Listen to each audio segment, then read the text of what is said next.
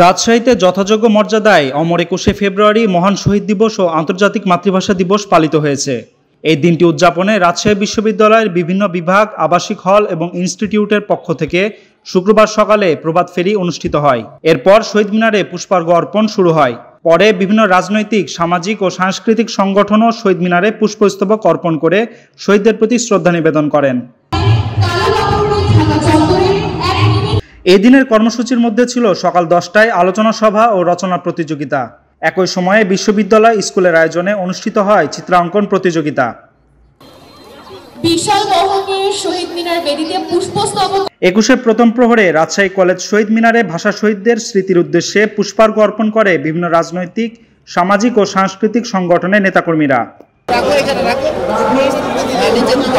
এদিকে জেলা শিল্পকলা একাডেমিতে জাতীয় জীবনে ২১শে চেতনা শীর্ষক আলোচনা সভার আয়োজন করা হয়। অনুষ্ঠানে প্রধান অতিথি হিসেবে উপস্থিত ছিলেন রাজশাহী বিভাগীয় কমিশনার খন্দকার আজিম আহমেদ।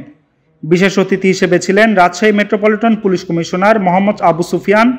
অনুষ্ঠানে সভাপতিত্ব করেন রাজশাহী জেলা প্রশাসক আফিয়া আক্তার। নিরাপত্তা ব্যবস্থা নিশ্চিত করতে আইনশৃঙ্খলা বাহিনী সজাগ রয়েছে, যাতে কোনো ধরনের বিশৃঙ্খলার সৃষ্টি না হয়। সরফরাজ নওয়াজ, পদ্মা টাইমস।